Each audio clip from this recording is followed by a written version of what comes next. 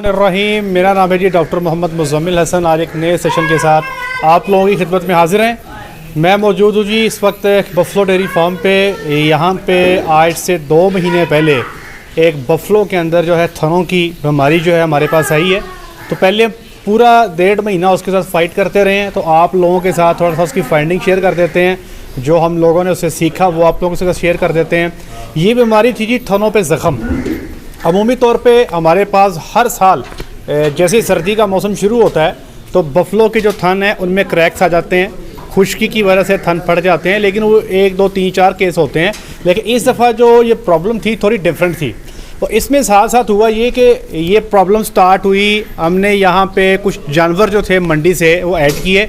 ये जानवर लेकर आए थे जी हम इस आरफ वाला से, जो आरफ वाला मंडी लगती है, और दूसरे हम कुछ राजनपुर वाली साइड से ये जानवर लेकर आए थे। तो उन जानवरों के अंदर एक आध जानवर के थनों पे ज़ख़म थे। लेकिन फिर वो प्रॉब्लम बढ़ती गई और जो हमारे साथ जो प्रॉब्लम पेश आई हम आपके साथ वो शेयर भी करते हैं। और उसमें जो प्रिवेंटिव मेजर्स या जो एहतियाती तदाबीर करनी चाहिए वो भी आपसे तज़किरा करेंगे। और उसके अंदर आगे इससे बचना कैसे है या उसके इलाज मुआवजा है ये आप सर आपसे डिस्कस करेंगे। मेरे साथ डॉक्टर उस्मान और डॉक्टर नुमान मौजूद हैं। ये 24 आवर्स जो है इन जानवरों के साथ मौजूद थे और इनकी ट्रीटमेंट जो है ये दोनों बंदे जो है कर रहे थे। तो सबसे पहले आपको बता दूं कि हमारी लोकल लैंग्वेज में यहाँ पर लोग इसको पाका बोलते हैं। और ये बीमारी जो थी ये पंजाब में बहुत सारे लोगों ने देखी और कराची के अंदर भी कई सारे लोगों ने इसको देखा। मेरे से क्योंकि यूट्यूब चैनल पे कई सारे जो मेरे व्यूअर्स हैं उनका मेरे साथ व्हाट्सएप पे रब्ता है और बहुत सारे लोगों ने मेरे साथ सेम प्रॉब्लम जो है वो डिस्कस किया। अल्हम्दुलिल्लाह एक हमने इसका ट्रीटमेंट प्लान डिवाइस कर लिया, इसकी एहतियाती तदाबीर अख्तियार कर ली। लेकिन पहले हम ये बता रहे हैं कि हमारे साथ हुआ क्या। ये सर बात है तकरीबन जनवरी के राउंड अबाउट ये मामला शुरू हुआ। तकरीबन 2 से 3 दिन के अंदर हमारे जानवरों के थनों पे ज़ख़म बनने शुरू हुए। और ये ज़ख़म बनते कैसे थे, ये पहले एक दाना बनता था और उस दाने के अंदर तकरीबन 24 घंटे के अंदर कोई पस टाइप मटेरियल भरता था। उसके बाद ये दाने फट जाते थे।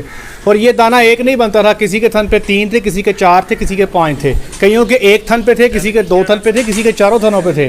तो ये जब दाने फट जाते थे तो आपस में ये मिलके थन पे एक बड़ा ज़ख़म बना देते थे। और जो थन के ऊपर जो थन की स्किन है, जो थन की खाल है वो उतर जाती थी और बिल्कुल जो है ये एक बड़ा ज़बरदस्त किस्म का जो है ये एक ज़ख़म बनता था। और कई जानवर ऐसे थे जिनके ज़ख़म की वजह से जिनको साड़ू भी हुआ। कुछ जानवरों के जो थन थे वो बंद हो गए, उनका मुंह बिल्कुल बंद हो गए। और कुछ जानवर जो थे उनकी मिल्क प्रोडक्शन बिल्कुल सिफर हो गई। ये बीमारी जो थी एक जानवर से दूसरे जानवर में बड़ी स्पीड से मुंतकिल हुई।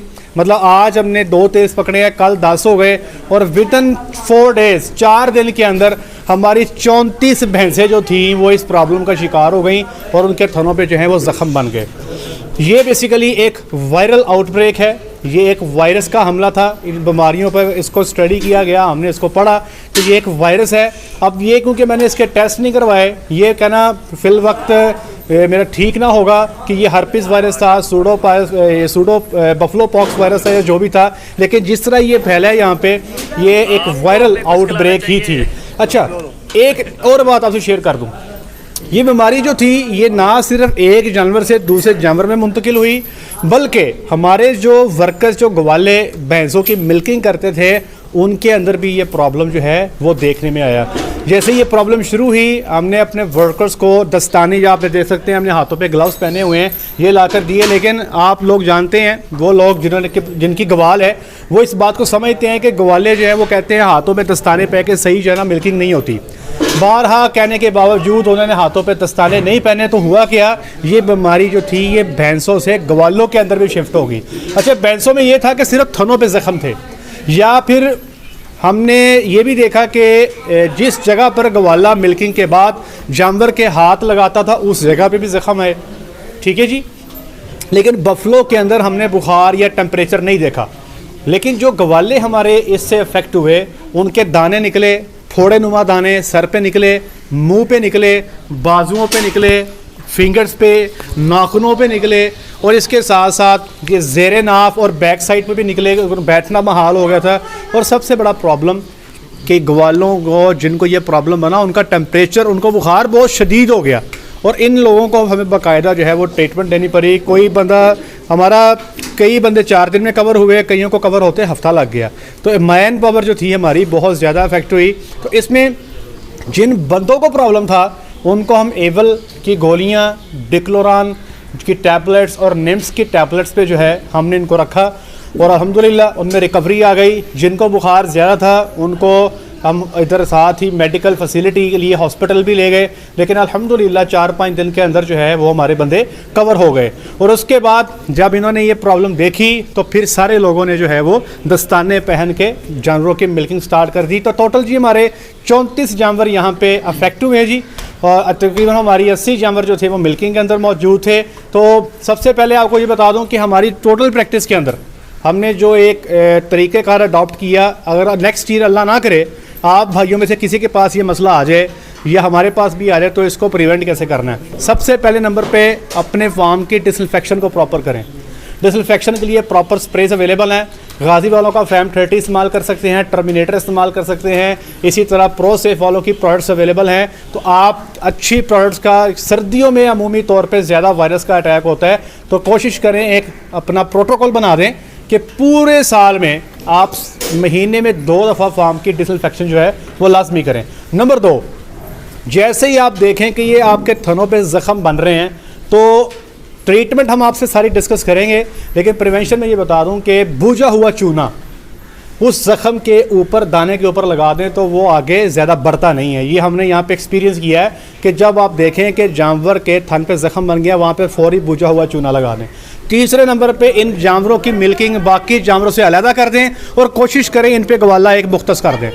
जो बाकी सेहतमंद जानवरों की जो है मिल्किंग वो ना करें, इनको अलहदा कर दें। ये कंटेजियस है, एक से दूसरे में बड़ी जल्दी फैलती है।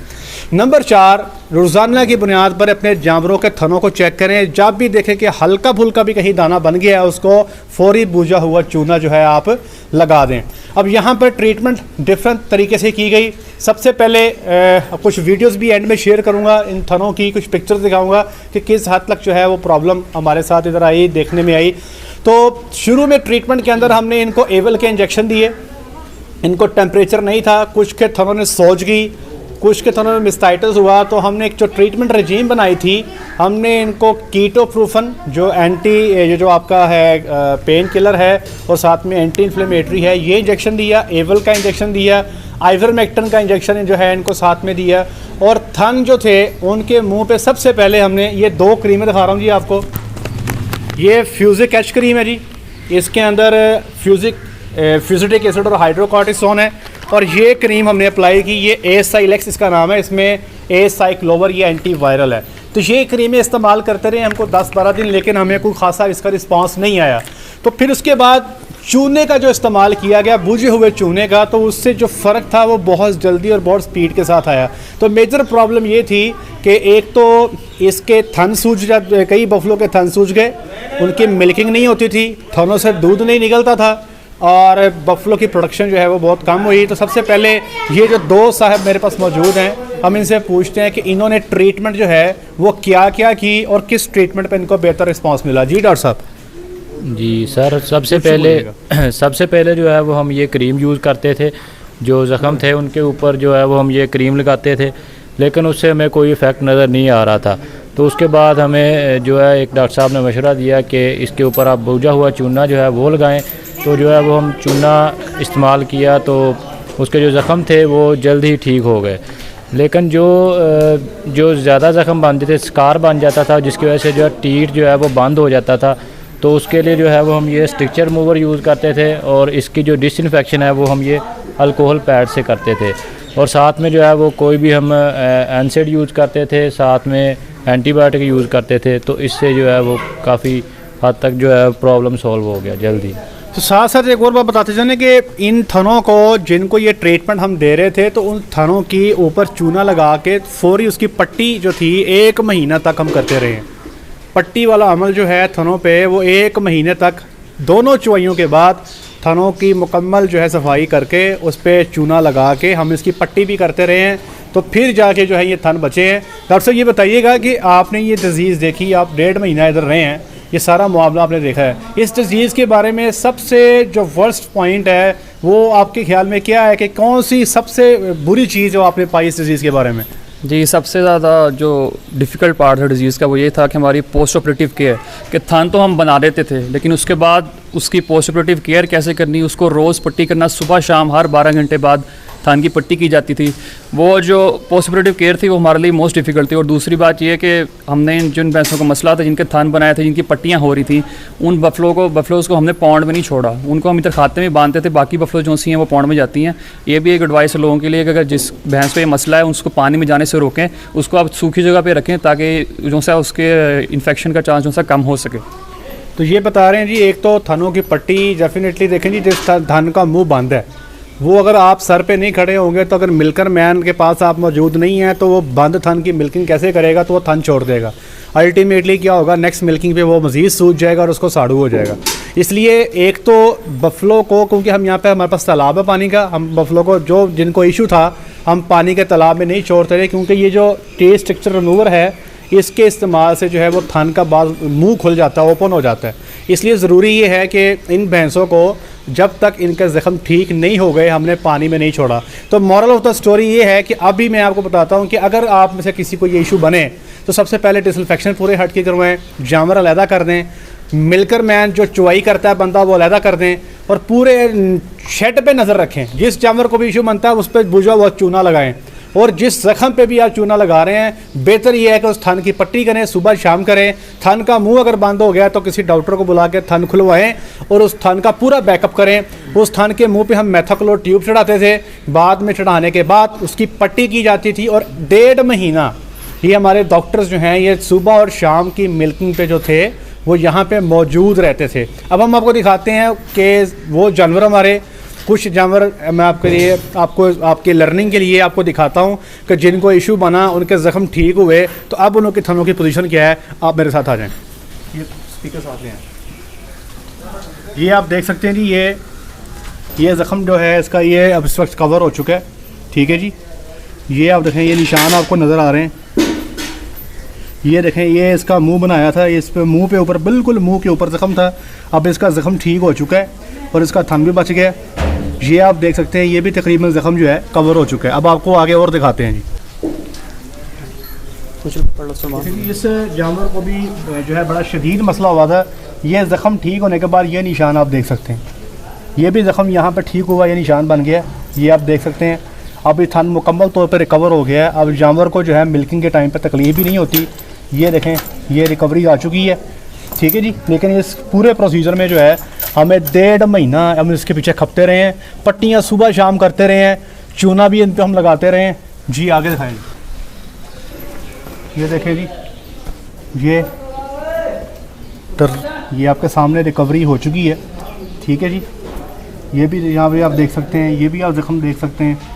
तो लेकिन फिर भी अगर आपको कभी कोई ऐसा मसला पेश आए तो आपको मैंने बारहा ये पॉइंट्स 4-5 बता दिए, इन पॉइंट्स पे अमल करेंगे तो इंशाअल्लाह अज़ीज़ जो है आपके जानवर बेहतर रहेंगे। ये जानवर का दूध की जो है ना प्रोडक्शन जो है ये आपके जानवर की बहुत कम हो जाती है। हमारे वो जानवर जो 12-13 लीटर दूध दे रहे थे जिनको ये इशू बना है तो उनका नीचे दूध 2-2, 3-3 किलो रह गया था, क्योंकि जैसे ही आप थन को दबाते हैं जानवर को पेन होती है और उसका दूध बिल्कुल ख़त्म हो जाता है। तो ये एक जंग थी हमारी, अल्लाह का शुक्र है अल्लाह ने हमारी बड़ी मदद की, हम इस प्रॉब्लम से निकल आए हैं। तो मुझे याद पड़ता है जी, ये मेरे साथ एक बंदा मौजूद है, ये कराची के अंदर इसने काफ़ी लंबा सा काम किया है। इसने मुझे अपना एक्सपीरियंस शेयर किया है। कराची में 2010-12 की गल है, 2010 के अंदर ये कराची में सेम प्रॉब्लम इसको एक वाड़े में आई है। तो वहाँ पे जो उस वाड़े का मालिक था, जिन्होंने मसला बने उन्होंने सेल कर दिया उस टाइम। ये कह रहा है कि इस कराची के एक वाड़े पे ये काम कर रहा था, वहाँ पे एक भैंस को ये मसला आया तो उस बंदे ने फौरी चुवाई करते हुए इसको उठाया और उस भैंस को कमेले में जाके स्लॉटर करवा दिया। तो ये जो कलिंग वाला अमल है ना जी, ये हर बंदे का जिगरा नहीं होता, हर बंदा इतना मुश्किल डिसीजन भी नहीं ले सकता। लेकिन अगर ऐसे फ़ैसले कर लिए जाएं तो आपका जो बाकी जानवर जो हैं आपके वो इन प्रॉब्लम से बच सकते हैं। अब तक के लिए इतना ही, अपना ख्याल रखिएगा, दुआ में याद रखिएगा। अस्सलाम वालेकुम।